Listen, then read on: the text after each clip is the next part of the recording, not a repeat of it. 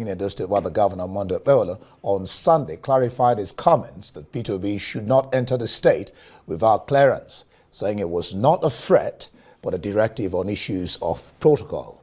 In a statement signed by his Chief Press Secretary, Freddie Tua, the Edo State government said there was a need for high-profile individuals, particularly politically exposed persons, to notify and seek security clearance from the governor before embarking on any public engagements within the state.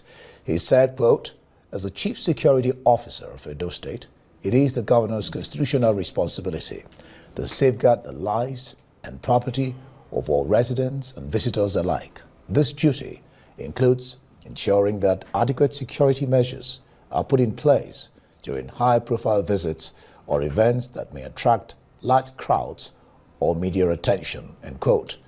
Well, the statement says that when such protocols are ignored, it creates serious security vulnerabilities, not only for the visitor, but also for citizens who may be caught in avoidable threats. A former National Publicity Secretary of the People's Democratic Party, PDP, Olisa Metu, is calling on President Bola Tinubu to caution state governors over what he described as undemocratic restrictions on the constitutional rights of citizens. Metu, in a statement, described Edo State governor's warning to the 2023 presidential candidate of the Labour Party not to enter his state without his prior approval as a threat to democratic values and individual freedom. He said that a similar precedent had earlier been set by another governor from the North Central Zone and cautioned against normalizing what he called unconstitutional practices. Meta urged the president to distance himself from such practices and uphold the inclusive values he was known for during his tenure as the Lagos State governor. Well, Dr. Sam Amadi, Director of Abuja School of Social and Political Thought, joins us to look at this particular issue. Dr. Sam, glad to have you join us on Newsnight. Good evening. Well, an overview. When you had or read about the statement of the governor, what impression did it make on your mind? First, I think it was disastrous, even for the governor's image. We knew when the governor of Benue, said something like, Peter Obi, don't come. That was a little bit dignified. It came out, this was very crude, belligerent, more like it wasn't what a chief security officer would say or do. I mean, let's not forget the line. The line was not, there are protocols. The line was, first, it was antagonistic. It's not a case of a security briefing or security protocol or even telling somebody, don't come. He's saying, Mr. Peter Obi, it was rally. Don't ever come here again. And then ended with an insult, a very illogical insult, incoherent. Says, you say you don't have shishi, you don't give shishi, and you give 15 million. I mean, incoherent, illogical. But the point is, it was full of venom. It was an attack, not an advisory. Not even, so he acted more like chief security threat rather than chief security officer. And the problem is this, you see, there is an increasing sense, and again, just today, his SSA issued a video message, and he said, this is an APC state. We don't want anybody here except APC. He said when Obaseki was there, he alleged when Obaseki was there, they were tearing our posters and our banner.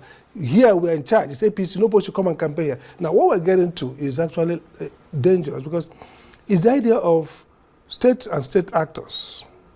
Well, before you continue on the question of PDP and APC, the question ordinarily someone will ask is, does two wrongs make a right? Obviously, I mean, let's assume Obaseki, Obaseki people thought, first, they're not the same thing. Threatening a leading opposition candidate that his life is not guaranteed for barely visiting is a sense communicating outsiders, people in the whole world. Embassies will be saying, is this an official APC line? Because this is an APC governor. This is a high ranking. This is not like a supporter of the party saying, Mr. Peter, don't come to our state. This is the governor saying, you can't come here again. If you come here, whatever happens to you, I'm not joking. It should be interpreted in embassy. I used to be a special advisor to foreign affairs. If I was at the desk of a foreign government, the US government, and I saw this message come through, I will note it as official state policy against opposition. But the government has come out to say that it wasn't a threat.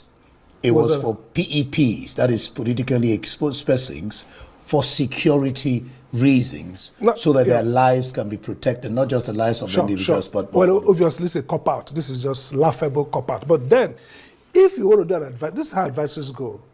Because of certain circumstances, for example, we will require politically exposed persons, whoever that means, who are coming, to notify us so that we can provide them security. Not that they shouldn't come. Or that they should take approval. This is nonsensical political attack. And it's supposed to go back. And this is why it's dangerous. We are spiraling to a point of violence. We're still away from the 227. But everything, whether it's Benue, whether it's Edo, whether it's Lagos, whether anywhere, it points to a very violent election. And that is the problem. People in government have an illusion that in the old Weberian concept of the state, that government and government officials have monopoly of violence. We live in an age of globalization. And what it has brought is non-state actors, individuals who can mount violence against the state. Look at Boko Haram. For 87 years, we've not defeated it. Look at all across the country. So if you're in power, you're the IG or the Commissioner of Police or the governor, I think every person who has the capacity to use violence. This violent acts against people is going to procreate violence. And I can tell you from the history, from what we are dealing with today with access to small arms, with IEDs, the state is no longer fully in charge of violence. Now, this is the governor of a state. Yeah. So basically I'm saying that what they are doing, if they don't pull back from this, militarization of politics and this notion of if you're not APC or you're not PDP, don't come to us. If they don't stop it, they're going to be a counter-violence. And I'm saying that the state is not all that powerful anymore. Okay.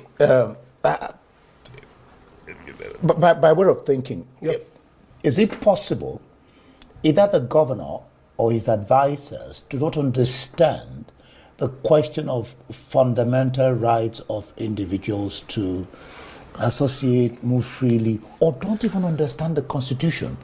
The reason he made that statement, is that just possible? And then secondly, just take it in your stride,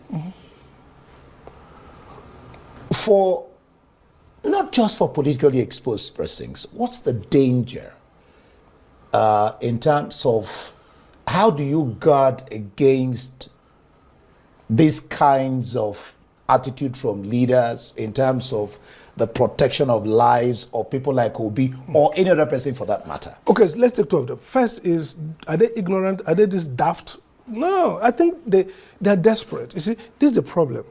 Nigerian politicians should understand that the underlying value and proportion of democracy is that incumbents can lose power and go home. You see, that idea that we just can't lose is going to either cause this country to go on flames.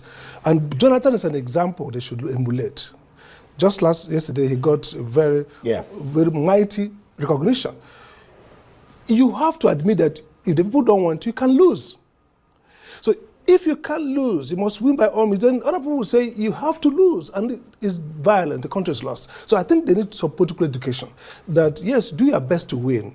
Do your best to protect APC. Do your best constitutionally, legally. Do your best campaign. But if the people say you have to lose because you're not delivering, then you say, you know what, Peter Obi, don't come to this state. Okay, Peter won a handily, okay? Anybody who follows in the last election, anybody who follows politics know that Edo is so-called, the headquarters, they're so-called obedient, okay? And you're the governor. Well, that's not what INEC gave us. No, he won on INEC. No, I'm not saying should have won. He won Edo. The governor of Edo State today is PDP. Peter won the presidential election in. Sorry. No, I don't mean. Okay. So what I'm saying that he has strong base in that place. So I can say a governor feeling bad about it, which is okay. I would like to deliver my state to my president. And there's nothing wrong about it. You engage them, you do politics, you campaign. But if you say, you know what, like this SSA saying, this is an APC state, we don't want anybody to campaign here. That's bladderdash. This is Nigeria country. No state is any party state. Not PDP, not Labour, not APC. And by virtue of democracy, every incumbent can lose. And when the people say you should lose, you lose. That's the first knowledge they have to, and that's where the National Security Advisor comes in now. I expected the NSA, if he was alive to duty, honestly, to either privately. This is a threat to security. Now look at the crisis in Edo. Look at the killing of the travelers that almost erupted, and the governor stepped in. Look at everyday occurrence in this country. Now, if a governor tells the opposition party, your leading candidate cannot enter this territory again because he gave 15 million to. So we have about 45 seconds. This is very important. Yeah, sure. So I think the NSA and the IG, they're not doing their job. They should give advisory that this is threat to security. And the president should say, you know what, don't ever. Nobody should tell any candidate not to come to the States. So, distinguished Senator Monday Okpebholo, now you don't come to yourself. You know, I talked about my last video, say, no be you, Okpebholo, make that statement. Who make that statement now? The APC cabal. But it's just unfortunate, say, now you, they use as the mouthpiece to make such statement. Now you don't realize yourself and you don't come out to say, not be threat you make to the life of Peter Obi. You don't come out to talk. But the truth remains. If anything should happen to Obi anytime you visit Edo State, now you, the governor of the state, never want O.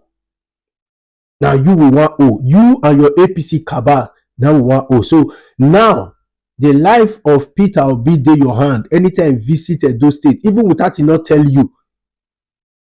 Because in the Nigeria Constitution, every single Nigerian, whether from Kano State, from Katsina State, from Edo State, they have the right of traveling around various states.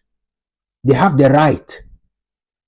Without taking permission from anybody, they have the right. So, sir, Peter Obi, anytime you visit Edo State, in life, they your hand, even if he inform you or he don't inform you, because your threat is already there. No matter of statement you will put out there that will change it. No. Because if they follow what you talk, or God, you talk many things. You said the life of Peter Obi is not guaranteed. That is what you said. You said it's not guaranteed and anything can happen. That is what you said, sir.